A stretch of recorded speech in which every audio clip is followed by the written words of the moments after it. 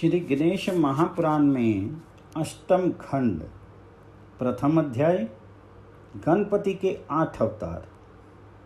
श्री आदिदेव गणेश जी के चरित्र को सुनकर के अत्यंत आनंद में भरे शौनक जी बार बार उन कथाओं का स्मरण करते करते स्नेह विहल होने लगे।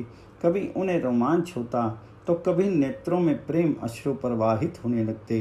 तभी उनके कानों में सूर्य जी के अमृत उत्तम वचन सुनाई दिए। वे उनकी ओर देख करके मंद मंद मुस्कुराते हुए कह रहे थे, हे प्रभु भक्त शौनक, तुम धन्य हो जो भगवान गणेश्वर के प्रेम में ऐसे सरोबार हो रहे हो। वत्स, गण अधीश के अनंत चरित्र हैं, उन सभी का वर्णन किया जाना तो संभव नहीं है। फिर भी उनमें जो प्रमुख चरित्र थे वे मैंने तुम्हारे प्रति कह दिए हैं। तुम उन चरित्रों का पान दान करते ही सर्व अभीष्ट को प्राप्त हो जाओगे, क्योंकि प्रभु चरित्र के कीर्तन करने से इह लौकिक और पारलौकिक सभी सुखों की प्राप्ति सहज हो जाती है। हे हरि प्रेमी शौनक, प्रभु चित्र एवं नाम कीर्तन में वही शक्ति है, इसलिए उसकी बड़ी महिमा मानी जाती है। वहाँ पर ब्रह्म श्री गणेश्वर चित्त गान किया जाता है। वहाँ समस्त रिद्धि सिद्धियाँ निवास करती हैं। उस स्थान पर भूत प्रेत पिशाच आदि तो कभी भटकते भी नहीं। आदि व्याधि भी दूर ही पलायन कर जाती हैं। समस्त संकट विपत्तियों का सहज में ही निवारण हो जाता है। राज भय, शत्रु भय, ग्रह भय की भी आशंका नहीं रहती। जो लोग प्रभु की भक्ति चाहते हैं उनको दृढ़ भक्ति की प्राप्ति होती है। मुमुक्षुओं को मोक्ष प्राप्ति का भी यह परम साधन है। शौनक जी ने सूर्य जी को प्रणाम किया और हाथ जोड़ करके बोले, हे सूर्य जी, हे भगवान प्रातपर ब्रह्म श्री गणेश्वर के अनेक अवतार हुए बताए जाते हैं। उन सब अवतारों में भी प्रभु ने अपने महाकर्म किए हैं। हे प्रभु, मुझे उन अवतारों को कथा सुनाने की कृपा कीजिए। मेरे मन में उन सब चरित्रों के श्रवण सुनाने की अत्यंत उत्कंठा है। सूत जी, शौनक का सुंदर प्रश्न किया है। तुम्हारे ऐसे प्रश्नों के द्वारा मैं भी अत्यंत आनंद प्राप्त करता हूँ। देखो वत्स, विघ्न विनाशक गणेश जी के अनंत अवतार हुए हैं। उन सब का वर्णन किया जाना कदापि संभव नहीं है, क्योंकि 100 वर्षों में भी वे उपाख्यान पूर्ण नहीं हो सकते। तो भी उन सब में 8 अवतार अधिक प्रमुख माने जाते हैं। पहला वक्रतुंड, दूसरा एकदंत, तीसरा महोदर, चौथा गजानन, पांचवा लंबोदर, छठा विकट, सातवां विघ्नराज और 8वां धूम्रवर्ण। उन अवतारों की विशेषता एवं चरित्र इस प्रकार से हैं। वक्रतुंड अवतार। हे शौनक, भगवान गणेश्वर का वक्रतुंड नामक अवतार देव ब्रह्म का धारक है। उसके द्वारा मत्स्यासुर का संहार हुआ था। वे भगवान सिंह पर आरूढ़ होने वाले कहे गए हैं। एक समय की बात है कि देवराज इंद्र के प्रमाद से एक भयंकर असुर की उत्पत्ति हुई और वह शीघ्र ही बढ़ता चला गया। मत्स्य से उत्पन्न होने के कारण उसका नाम मत्सर असुर हुआ। वह असुर भयंकर और दुर्धर्ष था। उसने सोचा, मैं किस देवता की उपासना करूं जिससे मुझे संसार पर प्रभुत्व प्राप्त हो सके। तभी उसे दैत्य गुरु शुक्राचार्य का ध्यान आया और वे परम विद्वान गुरुदेव ही मुझे इस सब का निर्देश कर सकते हैं। ऐसा निश्चय करके वह उनकी शरण में पहुंचा। मत्सर असुर ने उनसे निवेदन किया, गुरुदेव, मुझे वह उपाय बताने की कृपा कीजिए जिससे मैं तीनों लोकों पर विजय प्राप्त कर सकूं। हे मुनिनाथ, आप समस्त विद्याओं के ज्ञाता, वेद आदि के पारंगत तथा सर्वसमर्थ हैं। आपके लिए अविदित कुछ भी नहीं है। शुक्राचार्य बोले, वत्स, सभी प्रकार के ऐश्वर्यों की प्राप्ति से तपश्चर्या होती है। इसलिए भगवान त्रिलोचन की प्रसन्नता के लिए तप करो, तो तुम्हें अभीष्ट की प्राप्ति हो सकती है। मत्सर ने कहा, प्रभु मैं अवश्य तपश्चर्या करने को प्रस्तुत हूँ, आप मुझे विधि बताने की कृपा कीजिए। दैत्य गुरु ने उपदेश दिया, वत्स, पवित्र जल में स्नान करके, शुद्ध वस्त्र धारण करके, श्रद्धापूर्वक आशुतोष भगवान शंकर की षोडशोपचार से पूजा करो। तदुपरांत शिव के पंचाक्षरी मंत्र ओम नमः शिवाय का जप करते हुए कठोर व्रत का संयम पूर्वक निर्वाह करो। तप के समाप्त होने पर तुम भगवान शंकर की कृपा प्राप्त करोगे। मत्सर असुर शिव का पंचाक्षरी मंत्र पाकर के बहुत प्रसन्न हुआ और गुरु चरणों में प्रणाम करके निर्जन वन में चला गया। वहाँ उसने शुक्राचार्य जी को बताई विधि से भगवान शंकर का पूजन किया और पंचाक्षरी मंत्र का जप करते हुए घोर तपश्चर्या करने लगा। वह हजारों वर्ष तक निराहार रहा, केवल जल ही पाता था। फिर जल भी छोड़ करके वायु के सहारे ही जीवनचर्या चलाता रहा। उसकी कठिन तपस्या पर भगवान शंकर जी प्रसन्न हुए और उन्होंने जगत जननी पार्वती जी के सहित आकर के उसे दर्शन दिया। उनके तेजों में स्वरूप के समक्ष एक बार तो असुर के नेत्र मुंद गए, किंतु भगवान जी की अमृतमयी वाणी सुनकर के उसने साहसपूर्ण नेत्र खोल दिए। देखा सामने सौम्य मूर्ति शिव शिवा वृषभ पर सवार हुए खड़े हैं और कह रहे हैं, वत्स मैं तुम्हारे तप से संतुष्ट हूँ, तुम जो अभीष्ट चाहो वही मुझसे मांग लो। असुर ने शिव शिवा के चरणों में प्रणाम किया और फिर गदगद कंठ से स्तुति करने लगा, प्रभु आप समस्त देवताओं के अधीश्वर के स्वामी हैं, जगत के सर्ग पालन और विनाश के कारण भी आप ही हैं। आपकी इच्छा के बिना कहीं कोई भी कार्य नहीं होता।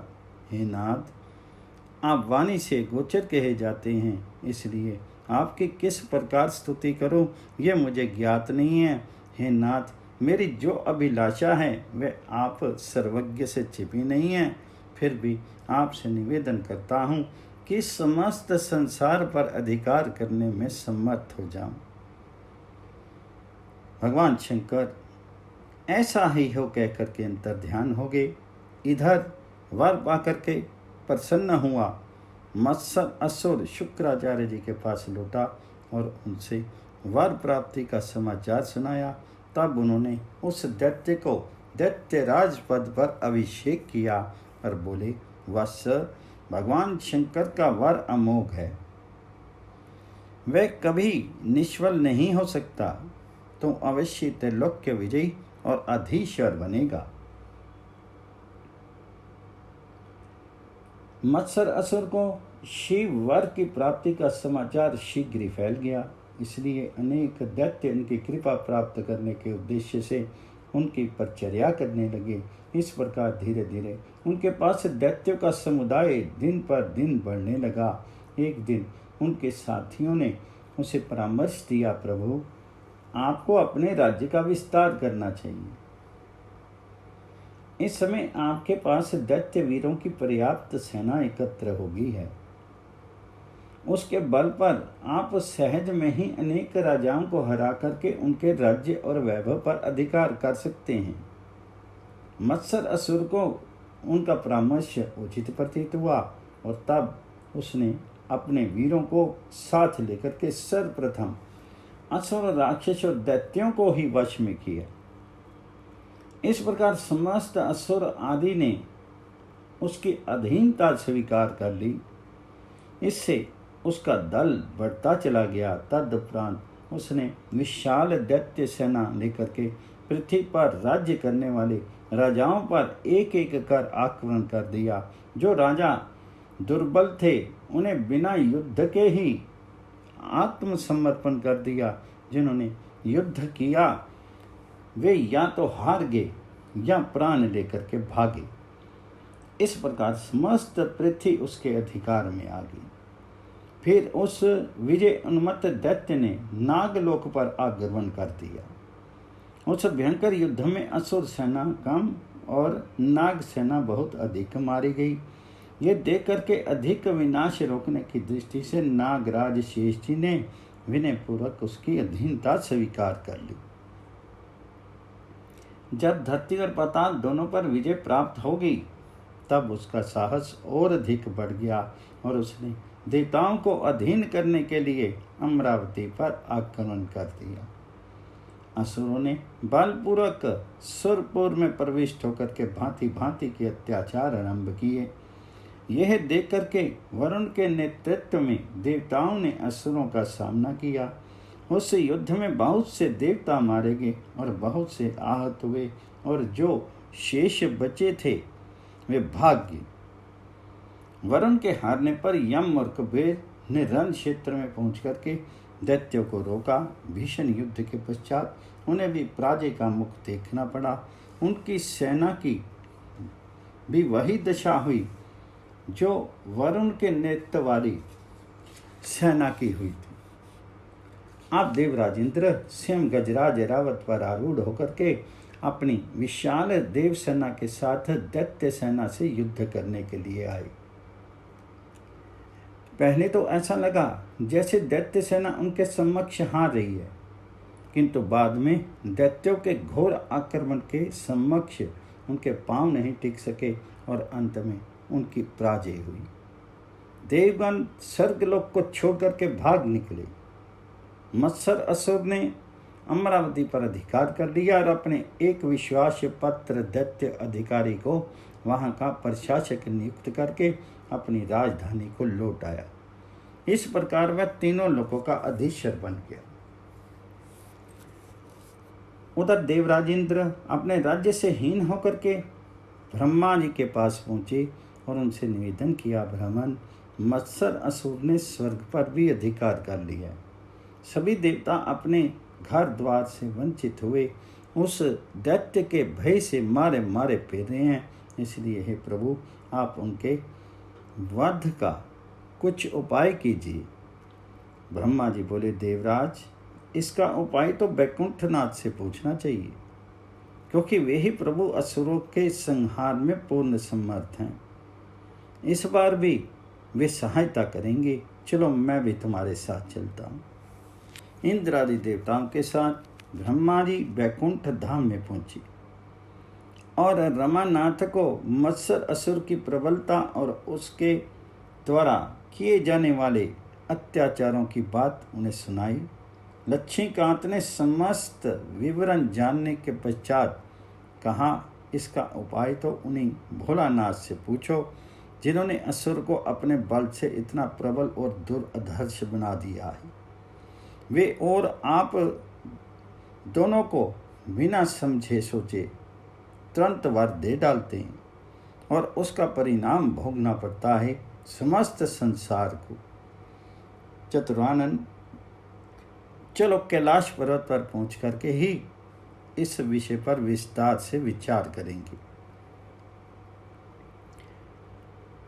सभी लोग कैलाश पहुंचे। उस समय भगवान शंकर गिरिराज नंदिनी के साथ एक रत्न सिंहासन पर विराजमान थे। उनके गण उन्हें घेरे हुए बैठे थे। विष्णु, ब्रह्मा और देवताओं को आए देख करके शिवजी ने उठ करके उनका स्वागत किया और सभी को यथा योग्य स्थानों पर बिठा करके स्वयं भगवान विष्णु और ब्रह्मा जी के निकट जा बैठे। विष्णु ने उनसे कहा, आशुतोष, आपने मत्सर असुर को ऐसा अमोघ वर दे डाला है कि वह विजय उन्मत्त हुआ भांति भांति के अत्याचार कर रहा है।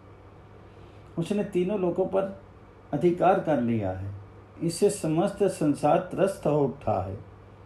आप कोई ऐसा उपाय करना चाहिए जिससे असुर का अंत हो सके। शंकर बोले, त्रिलोकीनाथ, आप समस्त उपायों के आश्रय हैं। आपकी ही इच्छा से इस संसार की सभी क्रियाएं होती हैं। उन सब क्रियाओं के चलते रहने के लिए ही आपने काल चक्र निर्माण किया है। विश्व में होने वाले उत्थान पतन का कारण भी एकमात्र आप ही हैं। अब आपके द्वारा नियुक्त वह काल उस असुर के अंत का कारण बनेगा, तभी तो उसका संहार हो सकेगा। प्रभु हे दीन बंधु, मेरी मति के अनुसार तो हमें उसका पतन देखने के लिए काल की प्रतीक्षा करनी चाहिए। इस प्रकार सभी कुछ काल की निर्भरता पर टल गया, परंतु मत्सर असुर के गुप्तचर सर्वत्र नियुक्त थे। उन्होंने असुर को के लाश पर होने वाली गोपनीय वार्तालाप का समाचार दे दिया। इससे वह अत्यंत कुपित हुआ, लाल लाल लोचन निकालता हुआ बोला, दैत्यवीरों, अपनी वाहिनी तैयार करके कैलाश पर चढ़ चलो और उस भंगंडी को बंदी बना लो। चलो, मैं भी तुम्हारे साथ चलता हूँ। और अपनी विशाल असुर सेना के सहित उसने कैलाश पर आक्रमण कर दिया।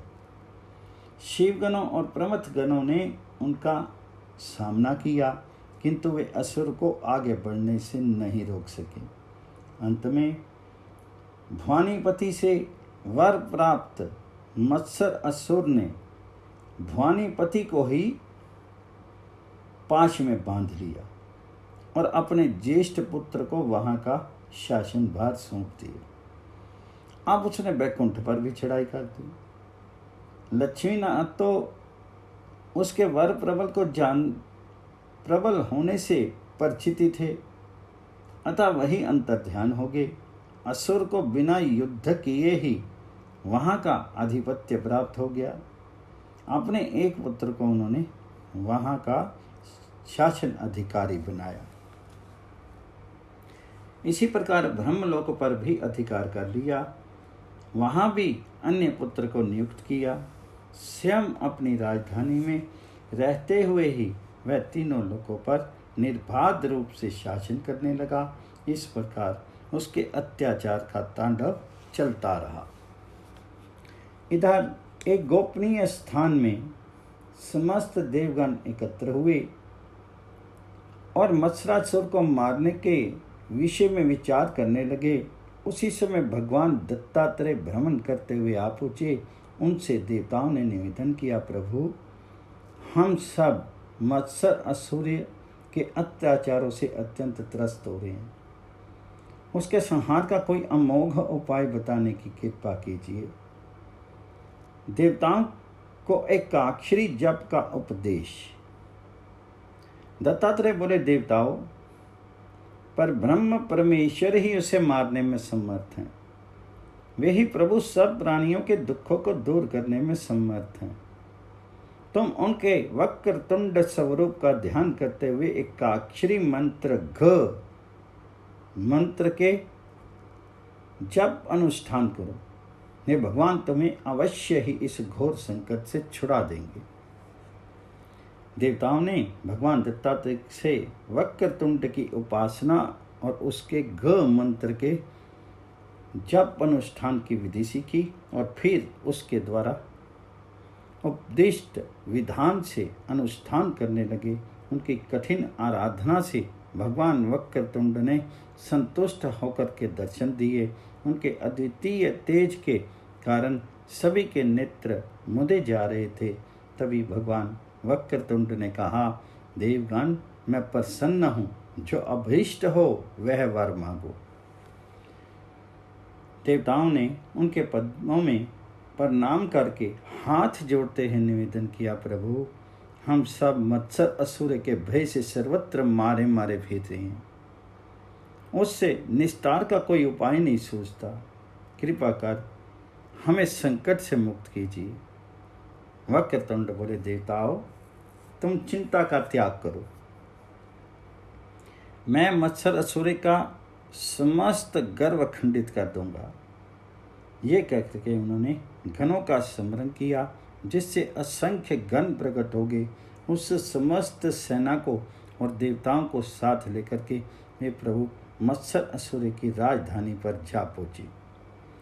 असुरों ने दौड़कर मत्सर असुर को सूचित किया, राजन, असंख्य वीरों ने आकर के आपकी राजधानी को घेर लिया और वे शीघ्र ही नगर में प्रवेश करना चाहते हैं। इसका शीघ्र ही प्रतिकार कीजिए, अन्यथा बाद में स्थिति नियंत्रण से बाहर हो जाएगी। मत्सर असुर ने सेनापति को बुला करके आदेश दिया, शत्रुओं को मार डालो, उसका जो अधीश्वर हो उसे बंदी बना करके मेरे समक्ष उपस्थित करो अथवा उसका वध कर दो। सेनापति ने जो आज्ञा कह करके सिर झुकाया और विशाल असुर वाहिनी के साथ पुर के बाहर आकर के वक्रतुंड के गणों को ललकारता हुआ बोला, मूर्खो, प्राणों का भय नहीं लगता तुम्हें जो यहाँ मरने के लिए चले आए हो। जिन महाराज मत्सर असुर की सेना के भय से ब्रह्मा, विष्णु और शिव भी अपने असंख्य सेवकों के सहित भागे भागे फिरते हैं, वो तुम्हारी क्या गणना है। इसलिए तुरंत ही अपने अपने प्राण लेकर के भाग जाओ। तभी समस्त गणों ने एक साथ मिल करके वक्रतुंड का जयघोष किया और दैत्य सेना पर प्रहार करने लगे। भयंकर युद्ध छिड़ गया, किंतु असुर सेना हारने लगी। बहुत से दैत्य, रथी, महारथी, गज आरूढ़, अश्व आरूढ़, प्रमुख वीर मारे गए। ये देख करके दैत्य सेना भागने लगी। सेनापति के बहुत कहने पर रण क्षेत्र में कोई दैत्य वीर नहीं टिका। वह ये संवाद जैसे ही त्रैलोक्य विजेता मत्स्यासुर के पास पहुंचा, वह आग बबूला हो उठा। उसने शत्रु का यही साहस मेरे ही नगर पर आकर के मेरी सेना को परास्त कर दे। वीरों, अब विलंब का काम नहीं है, जैसे भी हो शत्रु को नष्ट करना हमारा प्रथम कर्तव्य है। चाहे हमारे प्राण चले जाएं, किंतु शत्रु को आगे नहीं बढ़ने देंगे, उसे भगा कर छोड़ेंगे। अमात्यों ने हाथ छोड़ करके निवेदन किया, प्रभु, हमारे वीरों ने शत्रु सेना में एक भयंकर रूप वाला योद्धा देखा है। वह अपनी समस्त सेना का संचालन कर रहा है। वह बड़ा दुर्धर्ष वीर है, जिधर बढ़ जाता है उधर ही सब कुछ शून्य हो जाता है। इसलिए राजन, हमारे विचार में तो उससे संधि कर लेनी चाहिए, क्योंकि बुद्धिमानी इसी में है कि अवसर देख करके कार्य किया जाए। उसके बाद सुनकर के दैत्यराज लाल पीला पड़ गया और क्रोध से आंखें निकाल करके बोला, कायर पुरुषों, तुम मुझे शत्रु के सामने झुकने का परामर्श दे रहे हो। इससे तो युद्ध में मर मिटना ही श्रेष्ठकर है। फिर उसने प्रधान सेनाध्यक्ष को आदेश दिया, शत्रु का सामना करने के लिए विशाल सेना लेकर के आगे बढ़ो। मैं भी तैयार होकर के आ रहा हूँ। ये घोषणा कर दो, रणभूमि में मैदान छोड़कर कोई भी नहीं हटे, अन्यथा उसे मृत्यु दंड दिया जाएगा। प्रधान सेनाध्यक्ष ने समस्त सेनाओं को तैयार होने का आदेश दिया और उक्त राज आज्ञा भी सुना दी। मत्सर असुर स्वयं उस असंख्य दल के साथ राजधानी से बाहर निकला। उसके सुंदर प्रिय और विषय प्रिय नामक 2 पुत्र भी साथ थे, जिन्होंने सुनियोजित ढंग से वक्रतुंड के गणों पर भीषण आक्रमण कर दिया था। गणों और असुरों के मध्य इतना भयानक युद्ध हुआ कि दोनों पक्षों को भारी क्षति उठानी पड़ी, किंतु विजय या पराजय किसी की भी नहीं हुई। इस प्रकार युद्ध चलते हुए 5 दिन हो गए। इसी बीच भानीपति का मत्सर असुर के पुत्रों ने प्रहार द्वारा मूर्छित कर दिया। फिर भी वक्रतुंड के 2 गण आगे बढ़े और उन असुरों से भिड़ गए। उनके प्रहार से वे दोनों असुर मारे गए। अपने पुत्रों का मरण हुआ देख करके मत्सर असुर व्याकुल हो उठा और वह युद्ध स्थल छोड़ करके चला गया। राजभवन में भी उसके कारण शोक व्याप्त हो गया। तब अमात्यों ने उसे समझाया, राजन, शोक करने से तो कुछ होगा नहीं। आपके मरे हुए पुत्र शोक से लौट नहीं सकते। आप तो शोक का एक ही प्रतिकार है, शत्रुओं से प्रतिशोध लेना। मत्सरासुर पुनः रणभूमि में पहुंचा। उसने वक्रतुंड का सामना करते हुए कहा, मूर्ख, यहाँ मरने के लिए क्यों आ गया? क्या तुम मेरी शक्ति से परिचित नहीं? वक्रतुंड ने हंसते हुए उत्तर दिया, दुष्ट राक्षस, मैं यहाँ मरने के लिए नहीं, तुझे मारने के लिए आया हूँ। तेरी शक्ति से भी भली प्रकार परिचित हूँ। तो उन्हीं के वर से अत्यंत प्रबल हो गया था, जिन्हें तूने पाश में बांध लिया था, परंतु अब तेरा ह्रास काल आ गया है, इसलिए निश्चय मारा जाएगा। फिर भी यदि तुझे प्राण अधिक प्यारा है तो मेरी शरण में आ जा। मत्सरासुर ने देखा कि वस्ता वक्रतुंड अत्यंत प्रबल है, जिसका सामना करने से मरण होना संभव है, तो वह उनके प्रस्ताव पर विचार करने लगा और अमात्यों के परामर्श किया कि ऐसी स्थिति में अब क्या करना चाहिए। अमात्यों ने कहा, महाराज, वक्रतुंड ने आपको शरण देने का प्रस्ताव करके अपनी उदारता का ही परिचय दिया है, इसलिए प्रभु उनकी शरण लेना ही अधिक कल्याणकारी होगा। असुर का भी यही विचार था, इसलिए वह शीघ्र ही वक्रतुंड को शरण में जाकर के उनकी स्तुति करने लगा। प्रभु, मैं आपके पराक्रम से पहले अनजान था, अब मुझे ज्ञात हो गया है कि आप कोई साधारण देवता नहीं, वरन सर्वसमर्थ प्रातपर ब्रह्म हैं।